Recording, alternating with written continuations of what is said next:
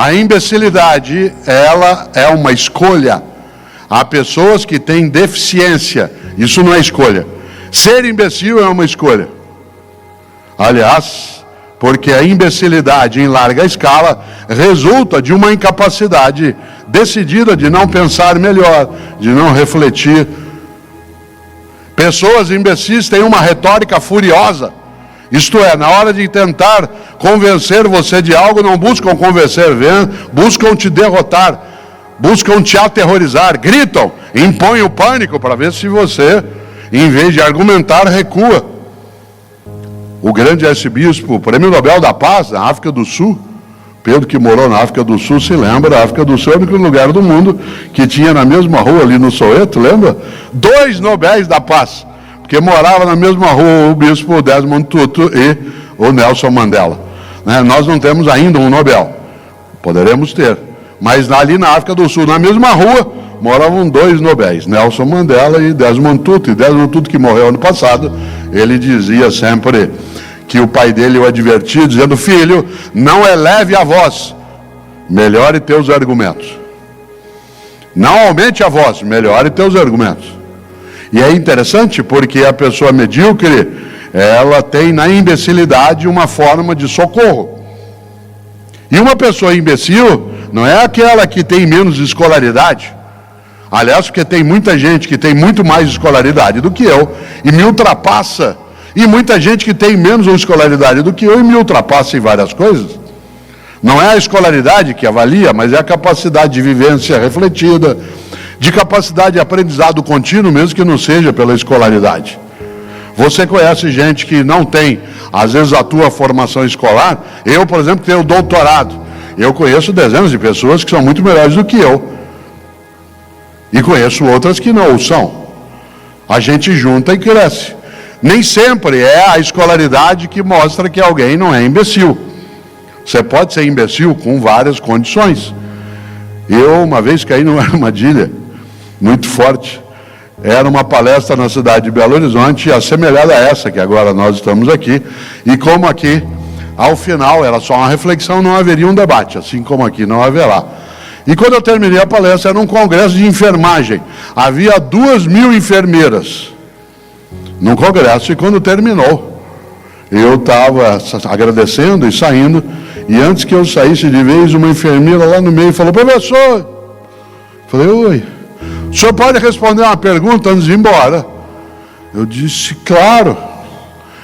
Ela falou, olha que pergunta difícil, ela falou: o que o senhor quer que fale do senhor no teu velório? Difícil.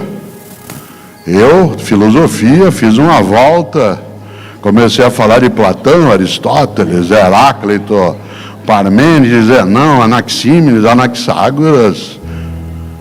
Falei: eu vou pegar essa enfermeira, ela vai ver, ela ter me provocado. Fui dando uma volta, depois de uns 8 minutos eu virei para ela e falei assim: e você? O que você quer que fale de você no teu velório?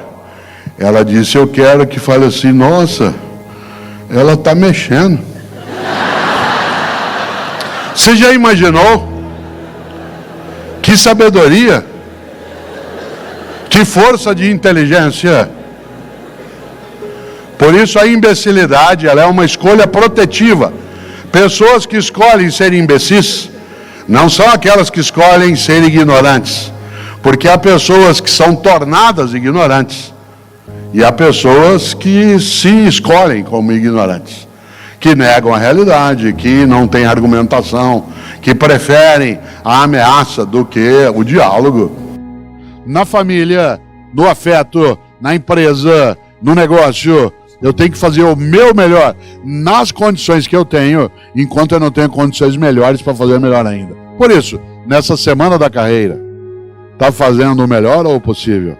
Cautela. Se você tiver só, e eu também, me acomodando dentro do possível, eu faço o que eu posso. Resvala-se com velocidade para a mediocridade. E nessa hora, de novo, o especial Barão de Itararé. A única coisa que você leva da vida é a vida que você leva. E uma coisa que eu quero desta vida levar é a capacidade minha e tua, sem dúvida, de não me acomodar em relação àquilo que me acalma, que até me sossega, que é ficar no possível mas que pode me tornar, e é você também, medíocre naquilo que preciso fazer.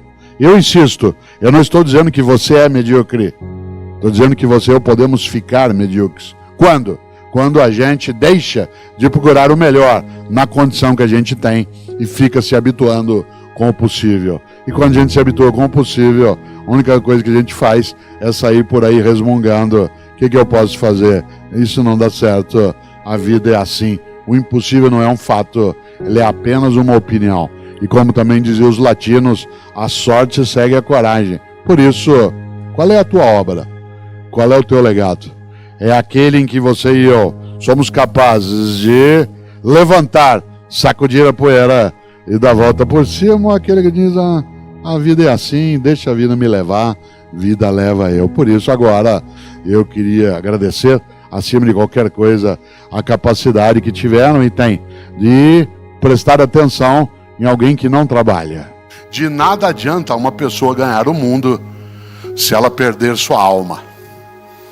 Olha que frase forte e difícil de lidar. De nada adianta uma pessoa ganhar o mundo, isto é, ser proprietária das coisas, ser alguém que tenha poder, se ela perder sua alma. Perder a sua dignidade, perder a sua identidade, se ela perder exatamente aquilo que dá a ela a possibilidade de ser uma pessoa que não se degrade, não apodreça a sua convicção, que não seja nojenta naquilo que é a sua prática. E eu acho essa expressão consignada ali em Marcos como uma coisa genial para a gente pensar. Olha só de novo, de nada adianta uma pessoa ganhar o mundo se ela perder sua alma. Por isso, ganhar o mundo em última instância poderia ser só a aquisição, a propriedade de bens materiais, que também tem importância, mas não tem exclusiva importância. Mas a outra ideia, que é não perder sua alma, significa não perder aquilo que a vida indica, possibilita, coloca. E nessa hora, claro, pergunto eu de novo para você e para mim, como é que você ganha a vida? Como é que você ganha a vida, em vez de perdê-la? Pode parecer, digo de novo, uma conversa romântica, uma conversa vazia. Afinal, diriam algumas pessoas, a vida tem tantos requisitos, ela tem tantas exigências que não dá para ficar pensando no que você levanta. Afinal, porque fazemos o que fazemos, diriam alguns, eu faço porque eu tenho que fazer. Senão eu não sobrevivo, o que é verdade. Mas naquilo que faz, porque tem de fazer, existe alguma razão pela qual continue fazendo com dedicação, com esforço, com aplicação, com persistência. Uma das coisas que mais eu ouço hoje, pessoas dizendo, e isso é verdade, especialmente nas novas gerações que chegam ao mundo do trabalho, as organizações, as empresas, eu quero fazer só o que eu gosto. O que eu costumo dizer que é um sinal de inteligência. Afinal, só um imbecil gostaria de fazer o que não gosta. No entanto, independentemente dessa ideia, a noção de eu gosto de fazer o que eu gosto coloca um outro senão. Para você fazer o que você gosta, você tem que fazer várias coisas que você não gosta. Para que você consiga chegar ao lugar que tem como horizonte, há vários outros movimentos que são feitos, que não sempre são engraçados. Vários deles são desgraçados. Eu vou dar um exemplo na minha área. Eu sou professor, agora no próximo ano fará 50 anos. Meio século. Eu comecei a dar aulas, eu estava ainda na universidade, em 1974. Eu estava no segundo ano de filosofia e fui chamado para ser auxiliar de 2 professores de disciplinas diferentes. E ali eu comecei a minha atividade docente, que vai fazer já meio século. Pois bem, por que eu faço o que eu faço? Porque eu acho que a maneira minha de ser necessário, ou no meu caso, e de deixar a vida menos desgraçada, é a docência. É a comunicação, no caso também a palestra, a escrita, o mundo digital. Mas, na minha vida, para ela ficar cheia de graça, tem muita coisa que é desgraçada. Por exemplo, na minha profissão, se tem uma coisa que é desgraçada, é ter que corrigir prova. Vocês não fazem ideia do que é que significa Um domingo como ontem, que na cidade de São Paulo foi exuberante. Quem estava aqui, um domingo daqueles de outono, com um céu bonito, com o sol até o fim da tarde, algumas pessoas chamando as outras para ver o pôr do sol. Você passar a tarde inteira corrigindo prova. Enquanto a família se diverte, diz, pai, vem. Você diz, não, tem que ficar aqui. Por quê? Esse é o meu trabalho. Mas pai, só um pouquinho. Não, isso aqui é o meu... Aí ninguém está ouvindo, você fala, meu castigo. Ou é meu dever? Ou é minha obrigação? Ou é o desgraçado para que o engraçado venha? Mas por que é ruim corrigir prova? Quem aqui é professor ou professor sabe. A gente não pode não fazê-lo. Eu, Cortella, não tenho como, quando era docente no cotidiano, não tinha como não corrigir provas e trabalhos dos meus alunos, porque a única maneira de eu saber como eu estou ensinando é se eu afiro como as pessoas estão aprendendo. A única maneira de eu saber se aquilo que eu estou fazendo tem relevância, eficácia, se tem alcance, é se eu notar como é que as pessoas estão aprendendo, escrevendo, trazendo. Não basta alguém me contar. Será que dá para eu terceirizar a correção de prova? Claro que dá. Segundo alguns, em breve a inteligência artificial fará isso por mim. Mas ela fará por mim, vai me contar ou vai fazer um relatório? Mas existe uma percepção em relação àquilo que você está lendo, que relatório algum substitui. Existe um conhecimento que é diferente da mera informação, Pedro lembrou isso antes, um conhecimento que vem, né, da minha percepção de como é que as pessoas estão aprendendo. Mas corrigir prova é uma desgraça. Porque você lê a mesma notícia em 200 jornais diferentes, cada um escrito numa letra. Tanto que a gente tem que organizar na maneira como corrigir prova. Eu fazia isso porque você está no domingo à tarde, a família passeando, todo mundo almoçou direitinho, e você tem que sentar 2h30 da tarde ali para começar a fazer aquilo. Você precisa cuidado, porque se você tem 50 provas ou trabalhos em mãos para ler, você precisa fazer um sistema onde você faz uma primeira leitura, sem ainda dar uma avaliação com nota. Depois você faz uma segunda, voltando, porque do contrário a tendência é pegar os primeiros e massacrar. Porque você está descansado. À medida que você começa a ficar mais cansado, aí vai passando. Então é preciso ter um critério, né, de maneira que você consiga não a neutralidade, porque isso não existe, mas a objetividade analítica. Como é que você ganha a vida? Essa pergunta é muito feita. Como é que você ganha a vida? Qual que é o teu jeito de ganhar a vida? E eu estou usando aqui a expressão em duplo sentido. Isto é, como é que você ganha a vida no sentido de como é que você obtém teu meio de sustento. Mas há uma segunda maneira de pensar isso.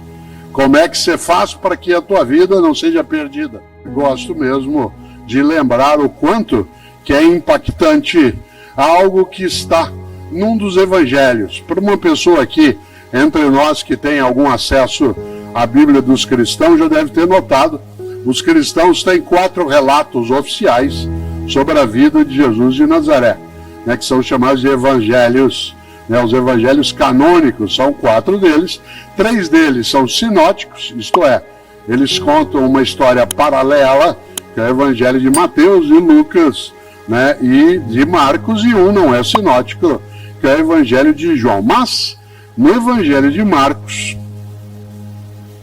tem uma expressão, e tanto faz se você tem religião ou não, porque essa é uma escolha tua, tanto faz se é cristão ou cristã, essa é uma escolha tua, você pode ter ou não ter, mas há algumas formas de aconselhamento que nos servem. No evangelho de Marcos, há ali o registro de uma fala que ele atribui, claro, a Jesus de Nazaré, que está ali no capítulo 8, em que Marcos escreveu uma das frases que mais me perturba, no bom sentido. Que há coisas que nos perturbam no mau sentido. Há coisas que nos perturbam e nos fazem ficar, né, chateados, tristes. E há algumas coisas que nos perturbam fazendo com que a gente pense, reflita, medite E ali no Evangelho de Marcos, no capítulo 8, ele escreveu, citando, segundo ele, Jesus: de nada adianta a uma pessoa ganhar o mundo se ela perder sua alma. Aliás, o texto original é: de nada adianta a um homem ganhar o mundo se ele perder sua alma. Em outras palavras, de nada adianta você ter tudo se a tua identidade, tua autenticidade, teu propósito, isto é, tua verdade, ela vai por terra, ela desaba, ela é esmagada. Essa frase vale pensar, porque essa frase nos coloca um impositivo, nos coloca algo que a gente chama em filosofia de imperativo, que é nós entendermos que o propósito, sendo benéfico, sendo algo legítimo, sendo decente naquilo que fazemos, ele nos dá vida em vez de tirá-la ou diminuí-la. De nada adianta uma pessoa ganhar o mundo se ela perder sua alma. Isto é, se ela for devorada por aquilo que pode ser a ganância, pode ser o egoísmo, pode ser a arrogância, pode ser o desvario. Por isso, eu gosto e vou fazer essa pergunta aqui agora, não para você responder ou para eu responder, mas para nós pensarmos. Como é que você ganha a vida? Essa pergunta é muito feita. Como é que você ganha a vida? Qual que é o teu jeito de ganhar a vida? E eu estou usando aqui a expressão em duplo sentido.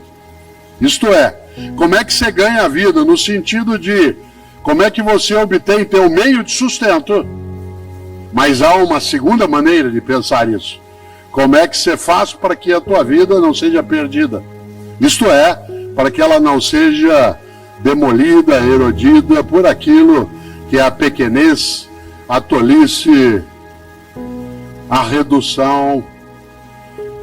Como é que você ganha a vida? Há pessoas que ganham a vida cuidando de vida.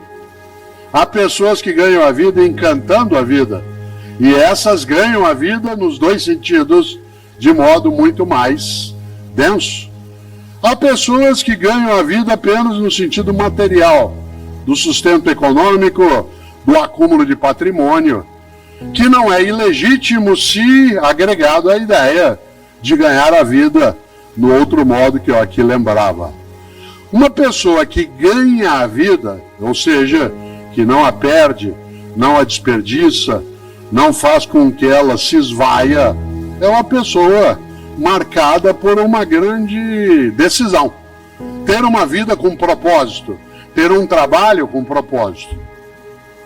Uma das frases mais curiosas que eu ouço no mundo das empresas, ou no mundo do trabalho em geral, é uma que eu vou dizer agora.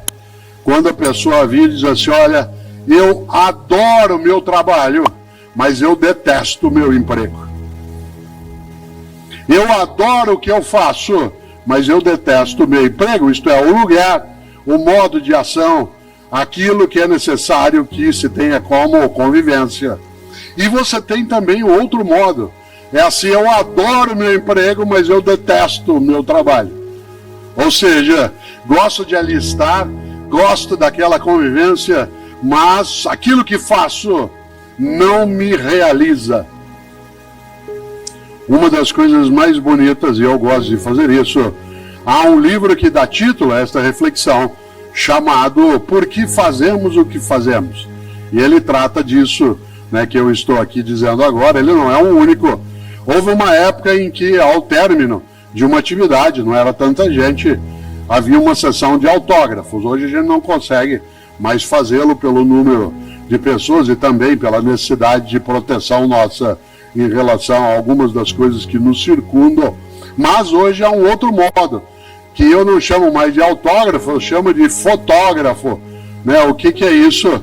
É quando eu terminar aqui, quando eu terminar a minha exposição, eu ficarei sobre o palco e, se você desejar, de modo tranquilo, ordenado, você se aproxima com a tua câmera e aí eu fico andando para lá e para cá, que nem um caranguejo, dado que eu estou né? Vou até lá, depois eu volto, vou até lá e volto. E você faz uma selfie, se você desejar, assim.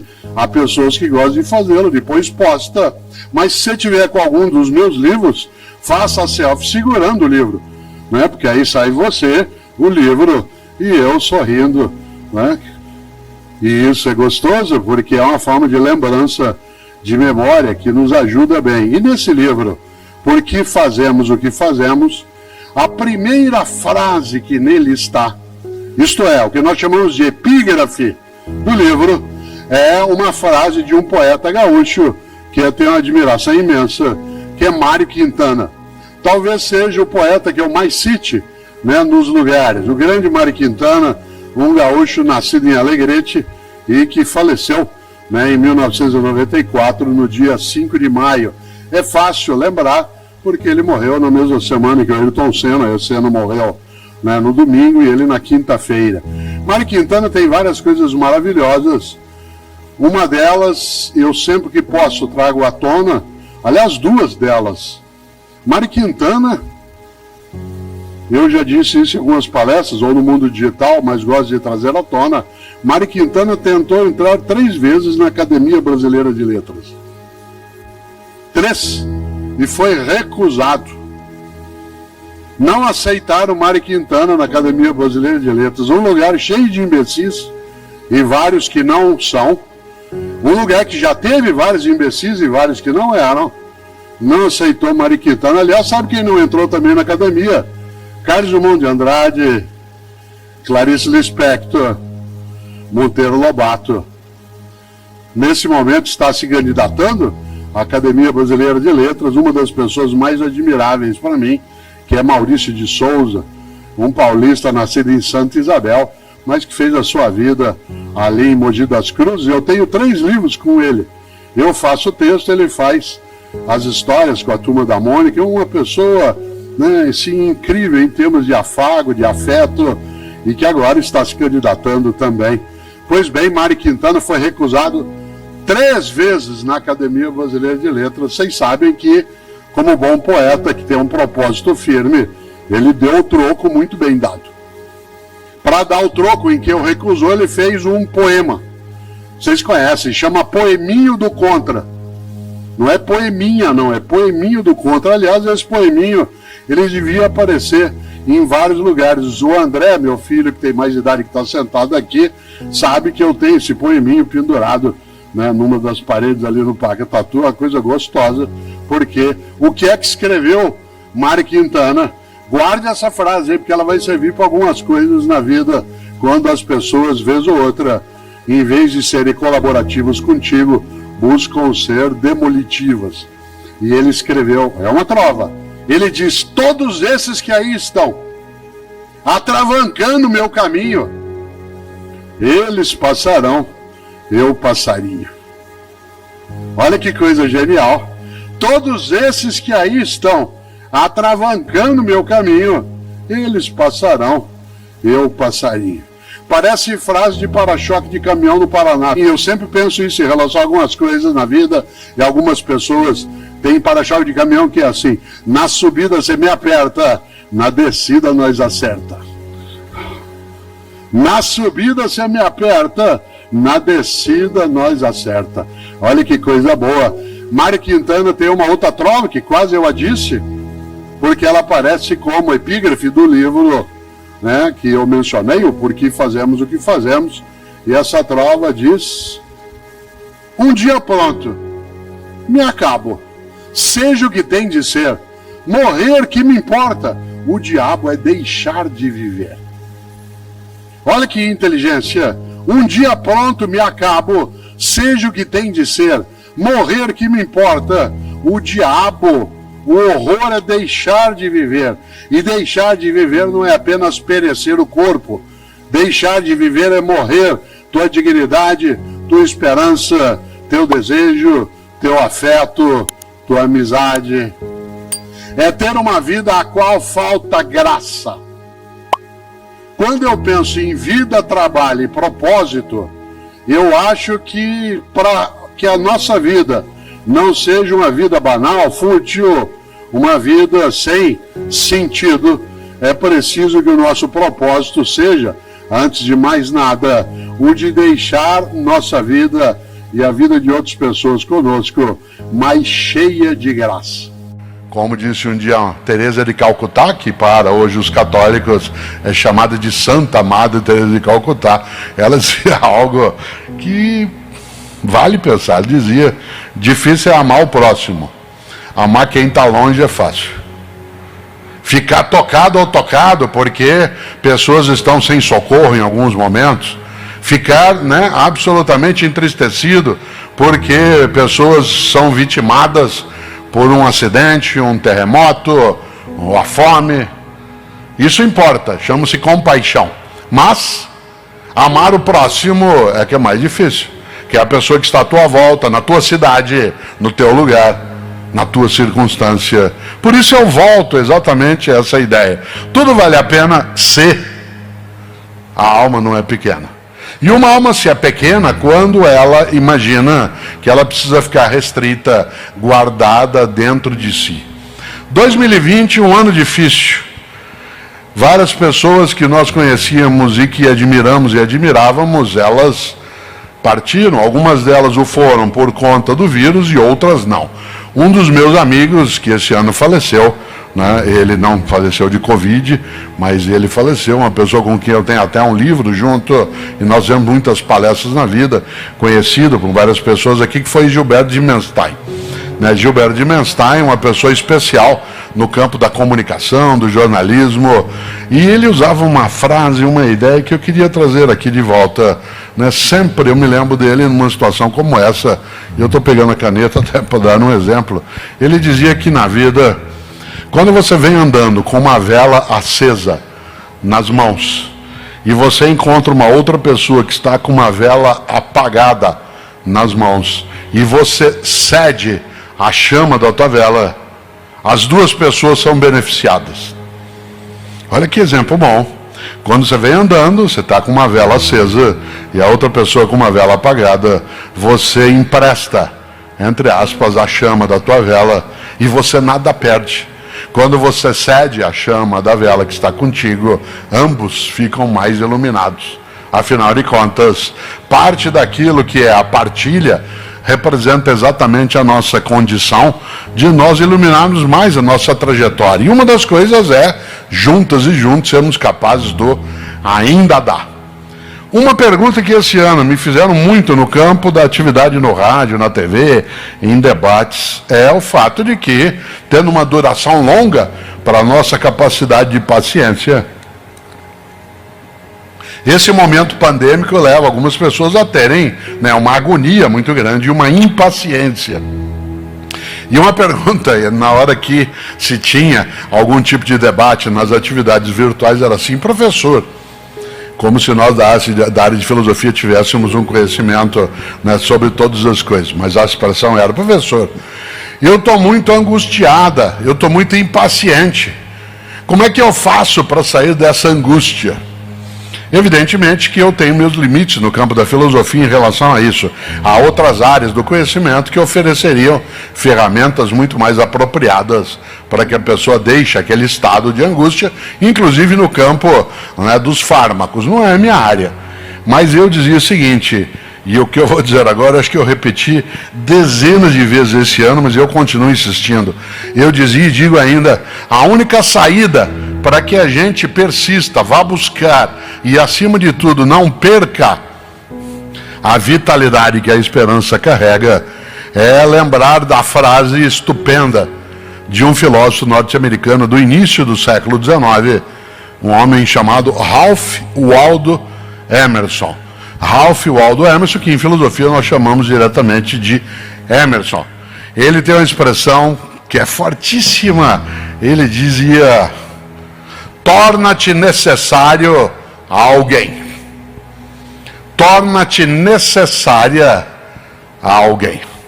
A única maneira de você e eu não sentirmos nossa vida perder tempo, esvair-se, ser inútil, banal ou autocentrada de modo exclusivo é tornar-se necessária, tornar-se necessário a alguém.